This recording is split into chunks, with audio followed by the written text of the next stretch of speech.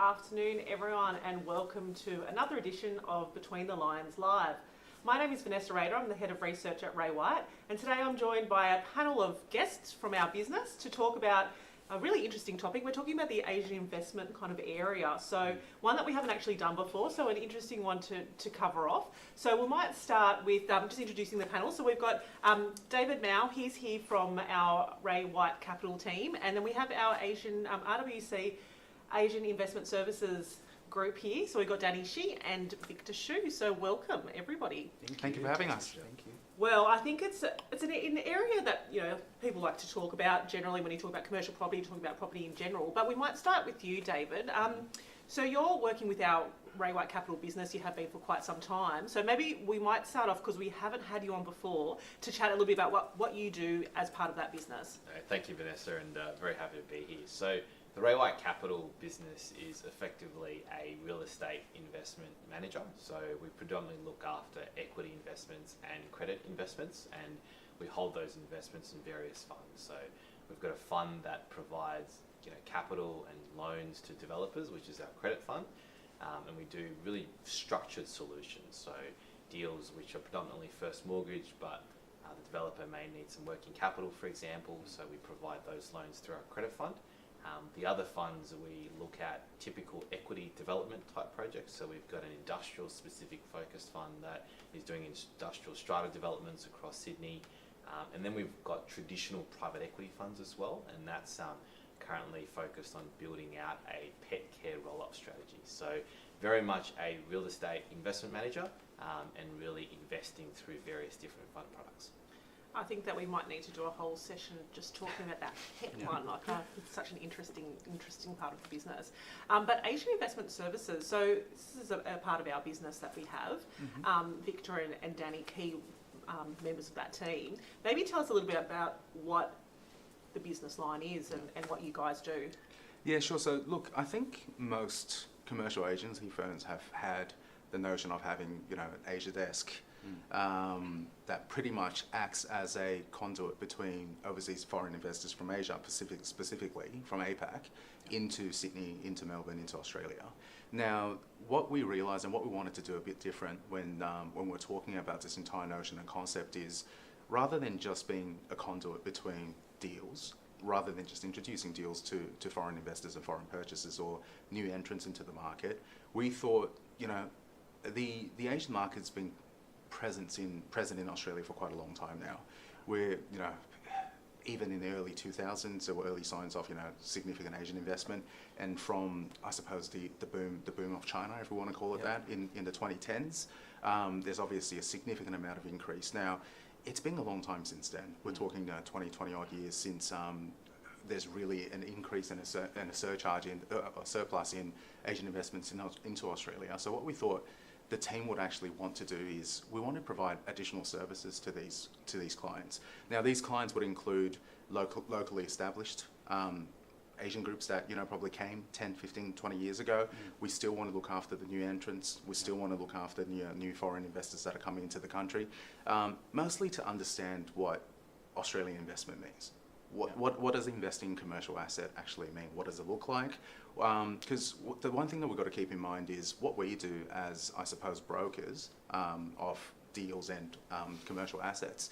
We really, most of the time, we only probably deal with 1 or 2% of the entire life cycle of an asset, right? We deal at the transaction piece.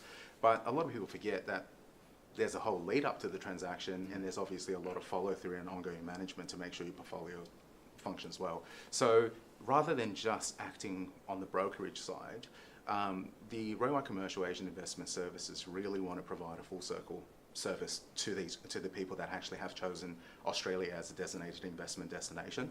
So we're talking about ongoing property management. We want to give them the right legal advice. We want to be able to give them the correct way to approach property management. How do you deal with certain things to actually get them to leverage our network to manage their property and portfolio better.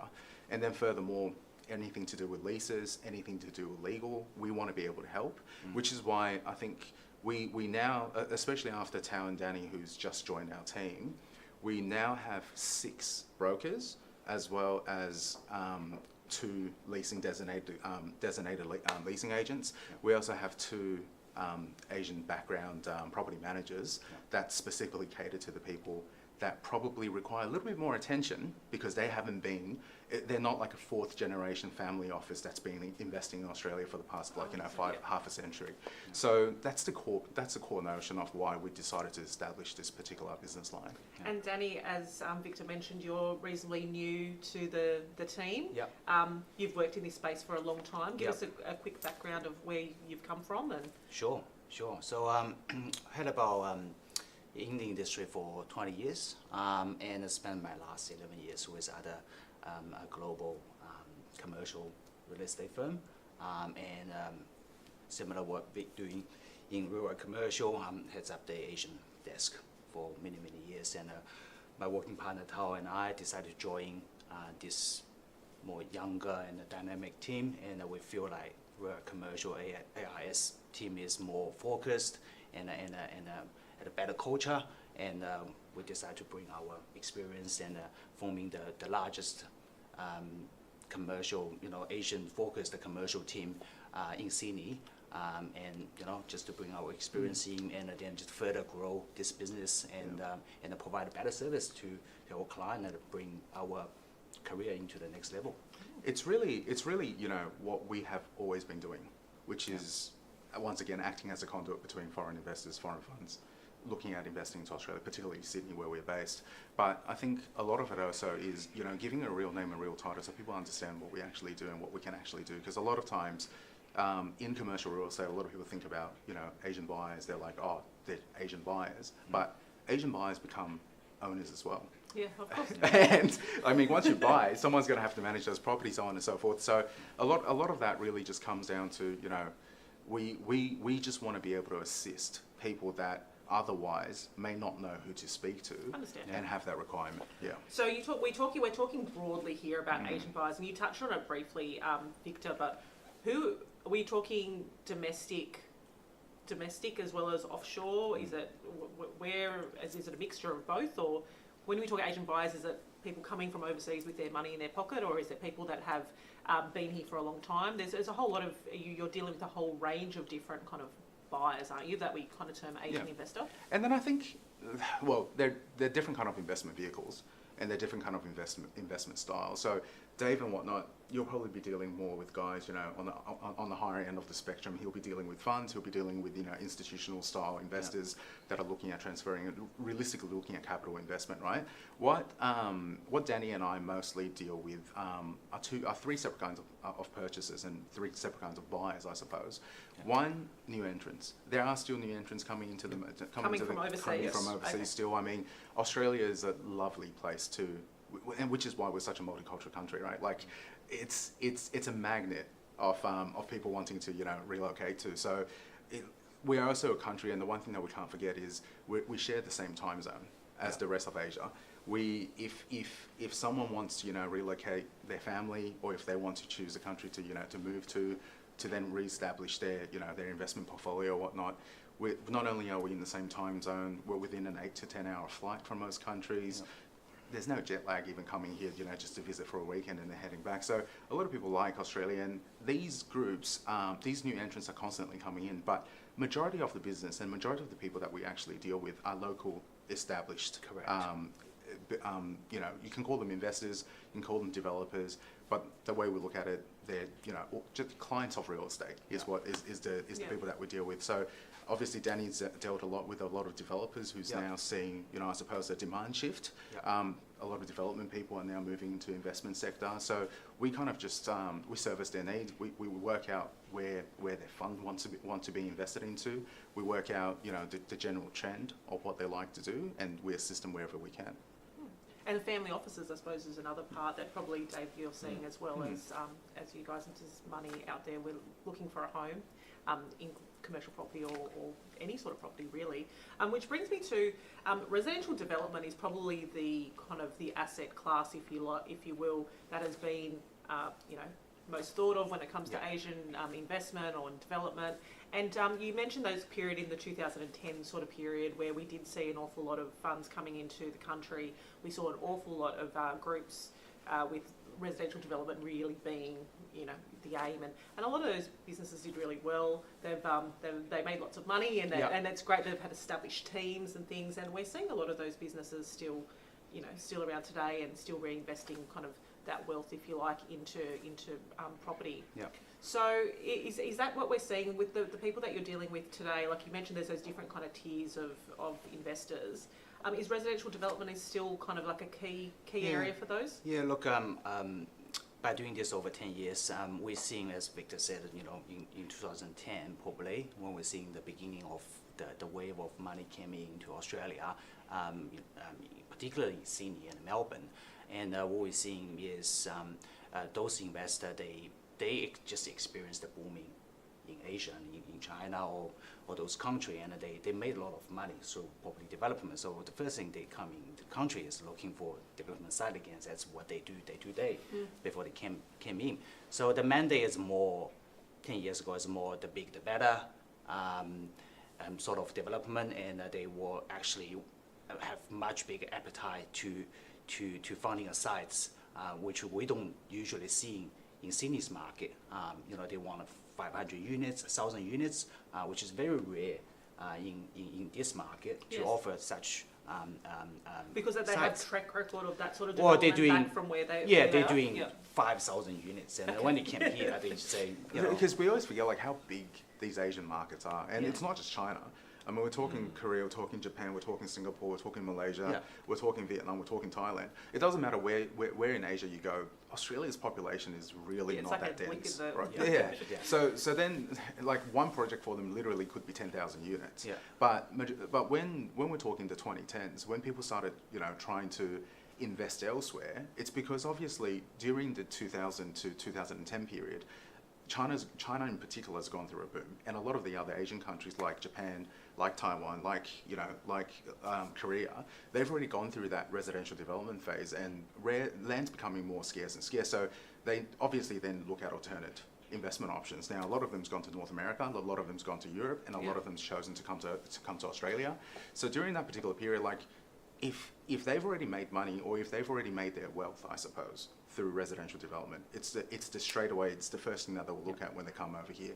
And which is why whenever we talked about Asian investors or Asian developers, like it's such a common phrase, even though people don't quite understand what do you mean by Asian developers and Asian investors. But a lot of these are like, you know, very, very well-known companies globally on a global scale. It's not easy. It's not difficult to, you know, to Google one of these guys to work out that they're, you know, probably rated top 10 in global construction. A lot of them are from infrastructure construction backgrounds, so on and so forth. And because when they choose to come over here and actually apply the same model, well, what we realised was back then, because I suppose before the rise of construction costs, before the escalated interest rate, residential development actually wasn't overly difficult to make work back then. So you saw very rapidly things were happening. You were seeing multiple projects going live at the same time within the same suburb. You're seeing, you know, just even along the same street, everything is building all at once. And that's obviously piggybacked by the lower interest rate we had back then, and a fast off the plan sale. Faster off the plan sale, class and two get funding buildings. very easily at that time, and you know, as what Victor says, you know, we're seeing lots of projects going at once, and it's much easier compared to current environment. And you know, we're seeing that booming from 10 to probably to 14, 15 to peak. And then in 2016 to 2018, we were finding the market is the large projects hard to deliver, the pre-sale getting slowed down. And you know, the general property market is going downturn, and we're seeing lots of Asian developers now focus on smaller boutique project, say 20, 30 units in boutique area, high-end, you know, luxury sort of offering. Townhouse will be in particular popular in that time, and then we start to seeing, you know, from 1920 it's COVID, 21 COVID, and then we have a small booming at the end of 2021, and then we're seeing a lot of developers still looking for sites, small to medium scale sites in the area they're familiar with, particular up North Shore, lower North Shore, eastern suburb, and you know, Eastwood, Burwood, those heavily Asian community focused area, and then we have interest rates start hiking for 14 times. And then now at the current market, as to answer Vanessa's question, we still have lots of interest for Asian developer to looking for sites, particularly in eastern suburb and the lower up North Shore, where the kids going to the school in the surrounding area, they're familiar where they bought their home at. And then we're also seeing the shift from class 2 construction because of reform of building industry. They found it's getting too long to get approval, taking longer to get a construction certificate. Then this focus, a major focus on move to class 1. We're being knocked down, rebuild, doing duplex.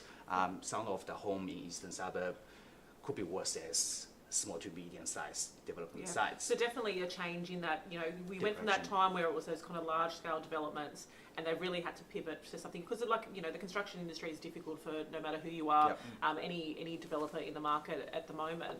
I want to talk about that a little bit more, but Dave, you obviously have a lot of funds looking to your products to invest in. Are you seeing that activity in that kind of Asian sector as well, coming to look to invest in your products? I think we're probably seeing different, investors looking at different things. And I was very curious to hear what Danny and Victor was talking about. So, for example, we've always kind of categorised investment as around the access to funding. So because we typically define real estate projects as very long term. So it's long term in terms of engaging the agents to look at it, to assess it, to buy it. Then you got to get your approval, then you get pre-sales, and then you get the development, and then you got to settle. So it's actually a very long term process. It's not a 5-minute exercise. That's when the government's wanting to build all these kind of homes, it's not going to be an overnight situation. But that's all the long relationship, isn't it? So so what we found, Vanessa, is that because it's such a long term process, I think where some investors, predominantly from Southeast Asia, a lot of them have been coming from China, places like Singapore, places like Malaysia, where they've been really kind of been in the headlines is because they've had very good access to funding, either domestically from where they were, or even access to funding here in the banks here. And I think Danny touched upon the fact that for a long period of time we've had relatively low interest rates, and a period of time where interest was practically zero. And so that's acceptable because you're always trying to match shorter term funding with longer term projects, and if funding's cheap, you can have a lot more players become a lot more active.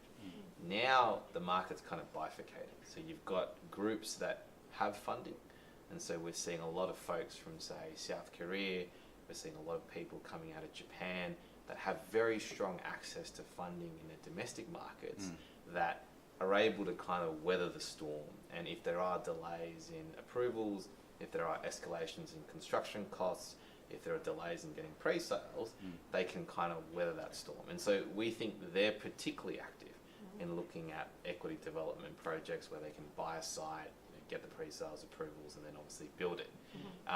We've seen a lot of more private groups which aren't probably used to the current interest rate environment that we have at the moment, really kind of lower their expectations around the developments that they want to do. I think, Danny, you mentioned the fact that... And also what I found, to echo what David said, the group was well founded, which is cashed up. What we're seeing is that the off-the-plan sale it is difficult at the moment, but the housing shortage is great. Is a very big gap between the supply and the demand, because we're seeing a construction level is 10 years low. We still need a lot of housing to be providing to the market, but there's no one building anything at the moment. But for the group who are able to start construction prior to getting the pre-sale, without the senior debt funding requirement from the local bank, we're doing particularly well at the moment. And if you're seeing a project off the ground or nearly completion, those products selling really, really fast and strong. So that's what we're seeing. It's all uncertainty, right? Yeah. Like the thing is, like, you are seeing, I suppose, less people coming into the country. That's pretty evident, like where we are right now. But at the same time, like, if you actually went and checked the stats, like even at the close off of 2023, it doesn't matter if we're talking about China Korea, Japan that we just talked about, Singapore, like collectively, they still represent over 15% of overall investment into Australia from around the world. Yeah. And 15% is a lot, because we are just behind. When we talk Asian markets and Asian funds, we're literally only sitting behind the US and the UK, who's traditionally being our biggest investors. So that being said, and not only that, the last 5-year trend, this number is actually increasing. Like the amount of investment from these particular countries have continuously to grow. So the only thing is they are much more educated now, because they've gone through our property boom. Yeah. Some people have made plentiful money. Yeah. Some people have acquired a significant amount of wealth, and a lot of people have failed and are no longer in existence. Yeah. So there's a lot to learn from, and people now, I suppose, the Asian markets now, it's a lot more. It's very much similar to our local investors and local markets, because they know exactly what's going on now. Mm-hmm. They've been through the planning process, they've been through the development process, they've been through the value add process, and they've looked at all different asset classes. So it's really not too much different to our local investors in short. But that being said, the one thing that they do seek for right now, and I suppose what they're looking for, Australia. A lot of Asian funds came to Australia obviously to make money, but I think most of them are really here to find a special vehicle to carry their wealth. Yeah. It's more wealth preservation now Yeah. than they're here to chase after big returns. So which is why, like similar to what Dave was saying, like a lot of these capital, because of where they were generated, and I suppose the return of what they would normally expect within their own country is a lot lower. They are a lot more patient now as well. Yeah. And also, I think, tacking on to what Victor's saying, Vanessa, we actually think that's a good thing, right? Like, the market's almost self-correcting themselves. So you want people, when they look at a development site, to think about what yields, what schemes, what designs will actually sell. Yeah. Like, you don't want to encourage capital where people just build for build's sake, right? You want people to think about, if they are going to invest, do they have the funding sources where, the longer term funding sources that Danny and Vic talked about to be able to sustain a project.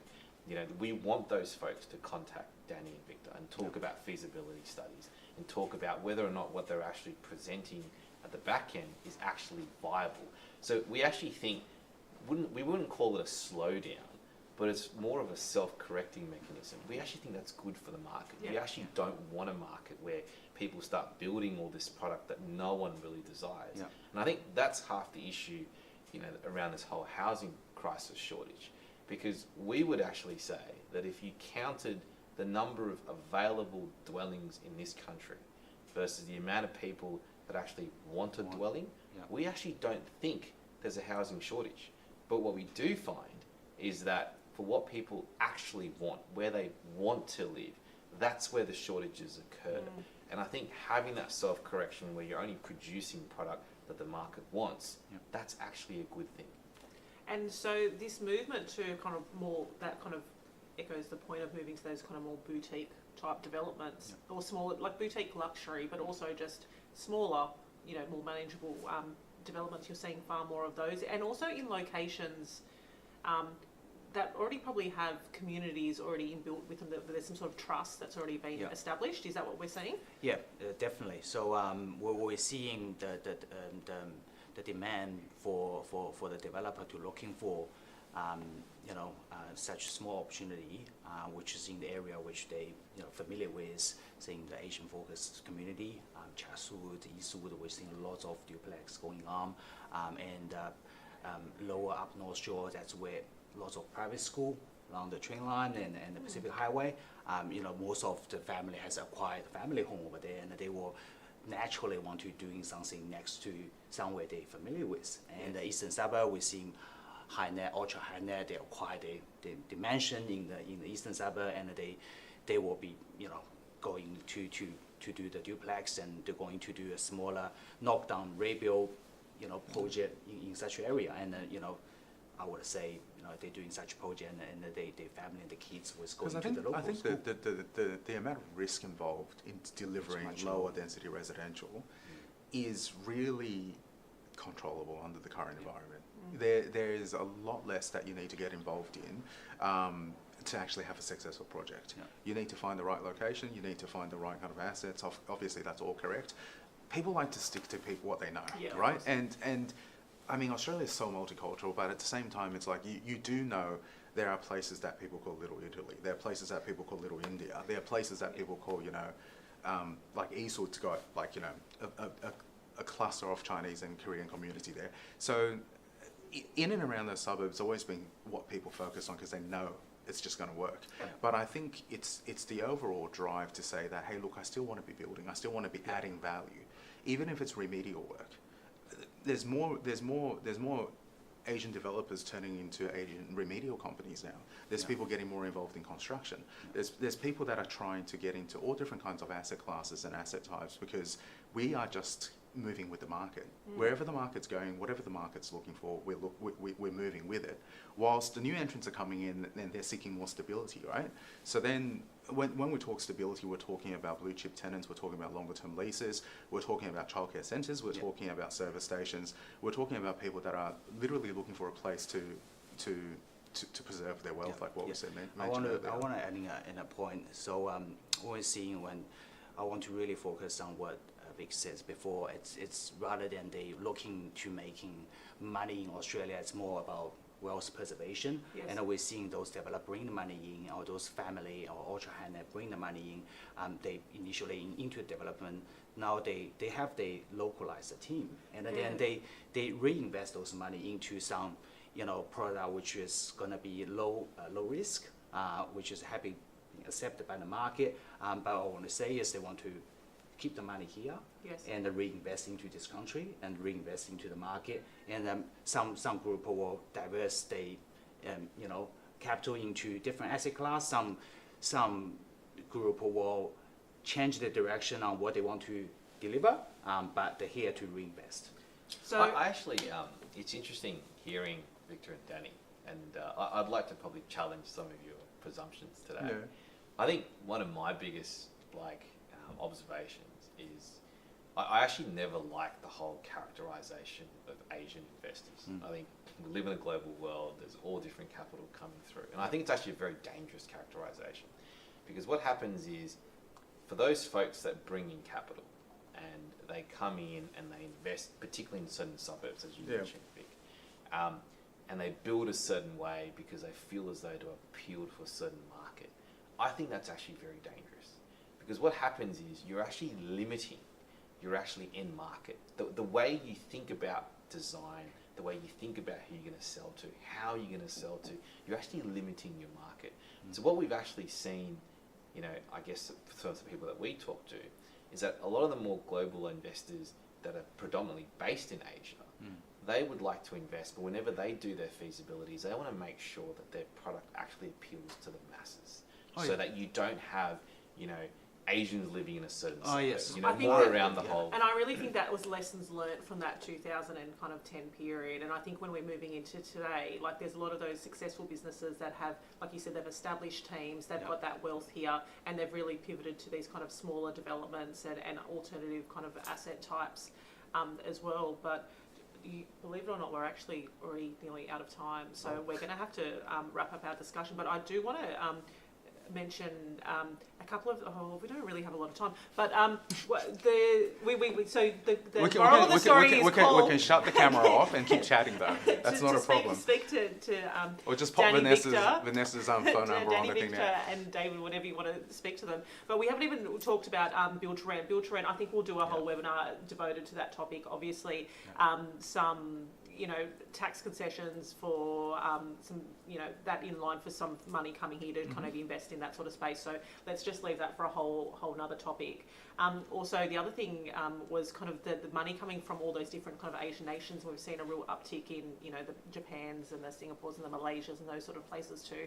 I think we'll just have a whole foreign investment discussion next time and maybe have one of you guys back on. So I appreciate your time, guys. I think this was super interesting. If you've got any further questions or want to know a little bit more about the Asian Investment Services team, just generally what's going on in the development site space, and if you've got some money that you want to invest with Ray White Capital and understand the pet business that they're working on, by all means reach out to the guys. But thank you so much for your time. Thank you for really having us. appreciate it. And I'll just wrap up really quickly, but we do have another Between the Lines Live coming up really quickly on the 28th of August. Also a super interesting topic. We're talking about blocks of units, boarding houses, that sort of asset class, which is really, well, it's always been an asset class, but there's been probably more of a shining light on it. So we'll be covering a few states in that one. So we're going to have Queensland, New South Wales representation. So join us for that. The information will come out shortly. But otherwise, thank you to David, Victor and Danny, and appreciated the chat today. And if you've got any questions, please reach out to the boys. But otherwise, we'll see you next time.